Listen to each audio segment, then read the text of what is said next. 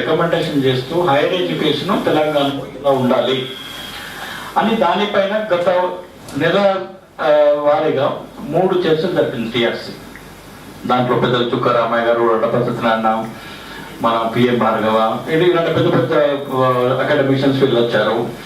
తర్వాత Telangana higher education council officials పిలిచాము, పాపిరెడ్డి గారు, తర్వాత మల్లేశ్వర్ గారు, వెంకటచలం గారు. తర్వాత బ్రెయిన్ స్టార్మింగ్ సెషన్ చేశాము, అంటే సివిల్ సొసైటీ మెంబర్స్ కానీ ఎన్జిఓస్ కానీ అందరినీ కలిసి బ్రెయిన్ స్టార్మింగ్ 2-3 వర్క్షాప్ కూడా అయింది, డే లాంగ్ వర్క్షాప్, మళ్ళీ వాళ్ళ ప్రొఫెసర్స్తో వాళ్ళతో. అయితే మనం విద్యార్థులను కన్సల్ట్ చేయకుండా మనం హైయర్ ఎడ్యుకేషన్ గురించి మాట్లాడలేం కదా. సరే, ప్రొఫెసర్లు చెప్తూ ఉంటారు, వాళ్ళు చెప్తూ ఉంటారు, వీళ్ళు చెప్తూ ఉంటారు, కానీ మరి విద్యార్థులు ఏమనుకుంటారు? యాక్చువల్గా విద్యార్థులు ఈ కొత్త తెలంగాణలో మన హైయర్ ఎడ్యుకేషన్ ఎట్లా ఉండాలి అది మిమ్మల్ని కన్సల్ట్ చేయకుండా మేమేదో పేపర్ రాసేది ఇన్కంప్లీట్. కాబట్టి దాంట్లో భాగంగా మేము అనుకునేదంటే టీఆర్సీకి వచ్చే బదులు టీఆర్సీ యూనివర్సిటీకి వచ్చి ఇక్కడ మీ యొక్క ఆలోచనలు, మీ యొక్క ఐడియాస్, మీ యొక్క ఆకాంక్షలు ఎట్లా ఉన్నాయో తెలుసుకొని దాన్ని మనం ఆ పేపర్లో పొందుపరుస్తాం. దానికోసం ఈ సమావేశం ఏర్పడ్డది. కాబట్టి మీరు ఫ్రాంక్గా, బ్రీఫ్గా మీరు మీ యొక్క అభిప్రాయాన్ని వెల్లడించండి. అఫ్కోర్స్ నేను వేదకుమార్ గారిని ఇంట్రడ్యూస్ చేసి మర్చిపోయాను. వేదకుమార్ గారు చైర్మన్ తెలంగాణ రిసోర్స్ సెంటర్. దాన్ని ఏమంటారంటే ఫస్ట్ మనం we will give it to this 2 people. They will talk briefly. Then we will go around and then we will be recording. Professor Akhileshwari గారు మనకి ఇంకా మన కోదండరామ్ గారు వస్తే రావచ్చు, కృష్ణారెడ్డి గారు రావచ్చు, జైర్ అలీ ఖాన్ అని మన దక్కన్ టీవీ చైర్మన్ వారు కూడా రావచ్చు. అయ్యా నమస్తే అందరికీ. తెలుగు రాదు అంటే తెలంగాణ తెలుగు మాట్లాడతారు. మరి ఇప్పుడు ఏం భయం లేదు మనకు. తెలంగాణ తెలుగు వేరే తేడాకి మాట్లాడుకోవచ్చు మనము, ఏం పరేషాన్ లేదు, ఎవరికి ఏమి సమాజ్ కాదు అన్నట్టు ఉండదు. Ved Kumar, thank you so much for calling మీ. నా పేరు అఖిలేశ్వరి. నేను 30-35 ఏళ్ళు జర్నలిజంలో ఉన్నాను, యాక్టివ్ జర్నలిజంలో ఉన్నాను. తర్వాత మీ యూనివర్సిటీలో చెప్పినాను, university of department of communication జర్నలిజంలో I was lecturer mid 80s. తర్వాత రిటైర్ అయిన తర్వాత నా ప్రొఫెషన్ నుంచి నేను I been teaching people, loyal academy అక్కడ ఇక్కడ చెప్పినాను అనమాట. ఈ మధ్య ఇప్పుడు రీసెర్చ్ చేస్తున్నాను OBC, and my interest has been basically women. OBC women వాళ్ళ పరిస్థితులు ఎట్లుంటాయి, ఏం కదా అని. ఇంగ్లీష్ మాట్లాడడం నాకు మంచిగా వచ్చు, కానీ తెలుగులో కొంచెం కష్టం. కానీ అయినా ఇంగ్లీష్లో మాట్లాడాలా, తెలుగులో మాట్లాడాలా? అయ్యా తెలుగులో మాట్లాడాలా? యా. సో దీన్ని ఏమంటారంటే మేము హైదరాబాద్లో మాన్ మెతరా హేమాన్ పోతే అంటే పిల్లల్ని చుట్టమంటామా, ఏమంటారు, పిల్లబండి ఇంటికి నీళ్ళలో పోతారు చూడు చుట్టాలు, జబర్దస్తిగా వచ్చుడు. అట్లా నేను ఇన్వైట్ చేసుకున్నాను నేను ఇక్కడ టీఆర్సీ సెంటర్లో. సుధాకర్ ఏమో ఇప్పుడు లాస్ట్ వీక్ ఏదో పెట్టుకున్నాడంట, డిబేట్ మీటింగ్ పెట్టుకున్నాను. అదే నేను మరి నన్నెందుకు ఎవరయ్యా ఇప్పుడు ఏమవుతుంది మన సొసైటీలో అంటే ఆడవాళ్ళు కనిపించారయ్యా మీకు. అవునా, ఇక్కడ ఒక్క పిల్లలు ఉందా, ఆడపిల్ల ఉన్నదా? నేను తప్ప, ఫస్ట్ ఆఫ్ ఆల్ నేను ఆడపిల్ల కాదు, మీరు ఆంటీ అంటారేమో. అంటే మనకు ఎంత స్తోమత ఉన్నా, ఎంత అచీవ్మెంట్ చేసినా, ఎంత పేరు పొందినా, ఎంత ఏమైనా కానీ మగవాళ్ళ దృష్టిలో, ఎందుకంటే మన పేట్రియార్కల్ సిస్టమ్ ఏమంటే తెలుగులో మగాధిపత్యం అంటవా, పురుషాధిపత్యమా, ఆ పేట్రియార్కల్ సిస్టంలో ఆడవాళ్ళు కనిపించరు. వాళ్ళ బుద్ధిలో దాన్ని ఫస్ట్ ఆఫ్ ఆల్ మీరు అక్నాలెడ్జ్ చేయరు. నేను క్లాస్ రూమ్లో అడుగుతున్న పిల్లల్ని, అయ్యా do women make good drivers అంటే, no ma'am they can't drive only. ఇట్లా నేను 25 ఏళ్ళు నేను అన్నాడరా బాబు, నేను రేస్ చేస్తాను నిన్ను, how can you say that? So basically ఇప్పుడు మన సొసైటీలో ఎట్లా ఉంది, హైరార్కీ కదా, పైన ఒకళ్ళు ఉంటారు, తర్వాత మధ్యలో ఉన్నారు, కింద ఒకళ్ళు ఉంటారు. ఏమనుకుంటాం మనం, కింద వాడికి వాడు వేస్తున్నాడు అనుకుంటాం, అవునా? సో ఈ పేట్రియార్కీలో వచ్చిన ప్రాబ్లం ఇదనమాట. We have not acknowledge women, we do not see the talent. వాళ్ళకు ఉన్నదని తెలియదు, ఉన్నదని గ్రహించము, గుర్తించము. సో నేను అదే అక్యూజ్ చేశాను అనమాట. నేను టీఆర్సీ వేదకుమారు తర్వాత సుధాకర్ చెప్పింది, అయ్యా మనం మేము కనిపించమా, మేము ఉన్నాం కదా, నాకు మస్తు వచ్చినాయి, అవార్డులు వచ్చినాయి, రాసిన పబ్లిష్ చేసిన వేల కొద్ది ఆర్టికల్స్ రాసినాను. మరి ఎడ్యుకేషన్ మీద నన్ను పిలవకపోతే ఎట్లా అని గడబడి చేస్తే నేను పిలిచిన పాప ఆయన. లేదు మేడం, అది that is not true, that is not true. అయితే నేనేం చేసా, నాకు ఒంట్లో వాళ్ళకున్నాము జబర్దస్త్ చేసి పిలిపించుకొని ఇప్పుడు పోకపోతే బాగుంటుందని నాకు ఒంట్లో వాళ్ళకి వచ్చాను అనమాట. అందుకే కొంచెం కొత్త కూర్చొని Thank you, thank you. అది thank you for calling you. అయ్యా మూడు విషయాలు చెప్తాను అనుకున్నాను నేను. ఒకటి, because I been in journalism, I've seen, and then I've been a teacher in postgraduate in the university. I worked in private sector.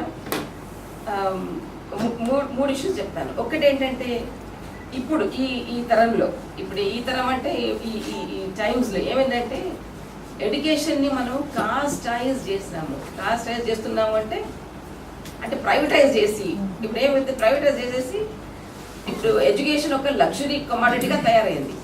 అవునా? Education నాకు ఇప్పుడు మా పిల్లలు పోవాల స్కూల్కి అంటే వాడు ఫస్ట్ ఆఫ్ ఆల్ ఈ లాస్ట్ యూ ఫర్ బిగ్ ఏమంటుందండి క్యాపిటేషన్ ఫీ అంటాడు, డొనేషన్లు కావాలా, నెలకు 1000 రూపాయలు 2000 3000 ఫీజు అంటాడు. మేము చదువుకున్నప్పుడు బెస్ట్ ఆఫ్ మిషనరీ స్కూల్స్ మేము పోయిన కాన్వెంట్ ఎడ్యుకేషన్లో ఏదో 5 రూపాయలు 10 రూపాయలు. అప్పుడు గవర్నమెంట్ స్కూల్స్లో అందరూ పోయినారు. సర్పంచ్ కొడుకు పోయినాడు, మన పట్వారి కొడుకు పిల్లలు పోయినారు, అందరూ పోయినారు, అన్ని కులాలు పోయినాయి. ఇప్పుడు ఏమైంది, గవర్నమెంట్ స్కూల్స్లో ఒక్క క్లాస్కే చెందినట్టు చేస్తున్నారు, అయిపోయింది అంతే. So government schools are out of the question. అయితే what are we doing, basically we are excluding again and again the poor people. Who are the poor? మన సొసైటీలో పువర్ క్లాసు కాస్ట్ రెండు ఒకటే. అవునా? నువ్వు చిన్న కాస్ట్ అయితే but invariably he will be poor people, poor level. అంతేనా? ఇప్పుడు బాగున్నారంటే it means I belong to a higher class. Higher caste equals higher caste. So what is happen now as education now. నేను అలవాటు, నువ్వు అలవాటు ఎట్లా? Education basically, no, I think it's not working. Okay. Yeah, so, at last, yes. So,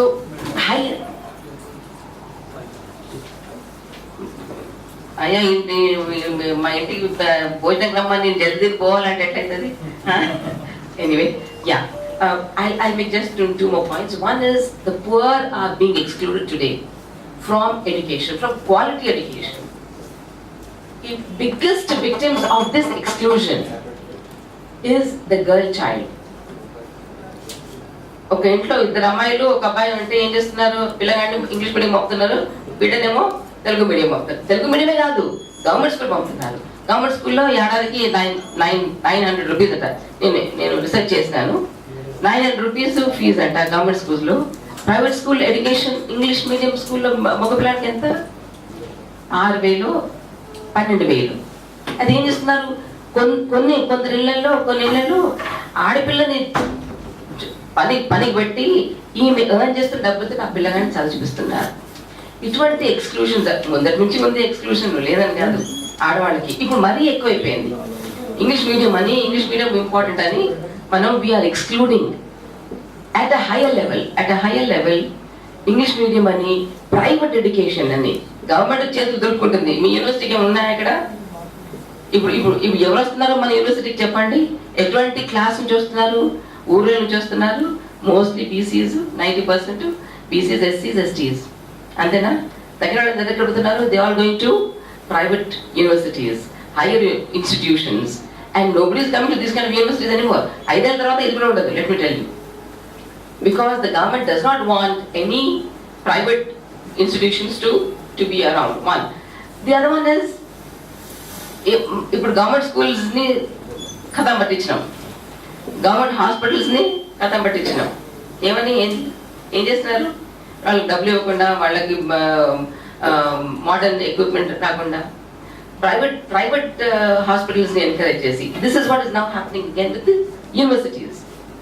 private universities వచ్చేస్తున్నాయి మనకు. అప్పుడే రేపు ఎప్పుడో ఫారెన్ యూనివర్సిటీస్ కూడా రాబోతున్నాయి. అప్పుడు ఏమవుతారు మనకి? అప్పుడు మనలాంటి వాళ్ళకి ఏమవుతుంది? We cannot access the expensive education.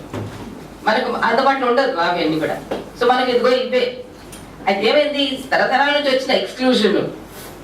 అయ్యా మీరు గింతే, మీరు చిన్నోళ్ళు, మీకు ఇంతే రావాల్సింది, మీకు ఇంతే వస్తుంది, you deserve only this much అని ఏదో తిన్నది వాడు మనకి ఇచ్చి బొక్కలు పడేసిపోయాడు.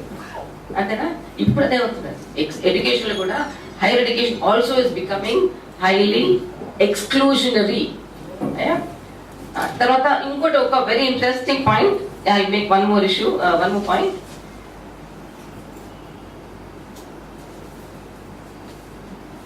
చాలా డిజానెస్టీ పెరిగిపోయింది అనమాట. కానింగ్ అంటే ఇంగ్లీష్ లో కానింగ్ అంటే ఏమంటారు, కాన్ఫిడెన్స్ ట్రిక్స్టర్ అంటారు. అయ్యా కాన్మెన్, వెరీ నమ్మించి దోకడ చేయడం అనమాట, ఉల్లు బనాయించడం, షార్ట్. సో ఇప్పుడు నేను నేను నేను పరీక్షలు రాయాలంటే డబ్బులు ఇస్తే నేను చీట్ చేయొచ్చు. నేను రాయలేదనుకో, మంచిగా చీట్ చేసుకుని రాయలేదనుకో, ఇంకొంచెం డబ్బులు ఇస్తే మార్కులు వస్తాయి. ఓకే, తర్వాత నాకు డిగ్రీ కూడా వచ్చేస్తుంది. దాని తర్వాత నాకు జాబ్ కావాలంటే కూడా నాకు ఒకటి డబ్బులు ఇవ్వాలి. So all along right from the basic step మనం డబ్బులు ఇస్తే కానీ మనకి ఏం పని అయితే లేదు. And I'm not talking about some ఐరా గవర్నమెంట్ లో అవుతుంది, ఇది ప్రైవేట్ సెక్టర్ లో అవుతుంది. అయ్యా ప్రైవేట్ సెక్టర్ లో చెప్తే మీరు will be shocked. Private colleges లో, పెద్ద పెద్ద కాలేజ్ లో ఏం చేస్తాడు, అది కార్పొరేట్ కాలేజ్ అని ఏసీ క్లాసెస్ పెడతాడు, ప్రాజెక్టర్లు పెడతాడు, సీసీటీవీ కెమెరాలు పెడతాడు, లక్షల రూపాయలు ఛార్జ్ చేస్తాడు పిల్లల దగ్గర. టీచర్లను మాత్రం వాడు 5,000 కూడా ఇయ్యాడు జీతం. టీచర్లు తీసుకొచ్చి బానిసలాగా పెట్టేస్తాడు. అమ్మాయి అంటున్నాను, మోస్ట్లీ విమెన్ టీచర్ అన్ఫార్చునేట్లీ. వచ్చినా రాకున్నా ఎవరు ఇస్తారు, నీకు 10,000 ఇస్తే, can you believe a teacher in a private sector, lecturer in a private sector is paid 10,000 to 15,000 rupees. 10,000 to 15,000 rupees. నాకు నాలాగా డాక్టరేట్ ఉంటే వాడు 20,000 ఇస్తాడు, ఆడవాళ్ళు తప్పిస్తాడు. సేమ్ కాలేజ్ లో మా హస్బెండ్ ని పిలిచినారు, is a professor in university. He was invited, he was given a job offer, he took the offer, he didn't join. నన్ను పిలిస్తే సరే పార్ట్ టైం పోతాను, నేను ఒప్పుకున్నాను. Same conditions, he agreed to same things, I agreed to the same things. They offered me 50% less. అయ్యా ఆయన 50,000 offer చేస్తే నాకు 25,000 ఆఫర్ చేశారు. So this is the kind of thing that is happening. Anyway, that is what I'm saying is such kind of we are buying our education. మన వాడు క్లాసులు చెప్పాడు, then ఈ సెస్ ఎగ్జామ్స్ లో మీరు మొబైల్స్ యూజ్ చేసుకోవచ్చు అంటాడు.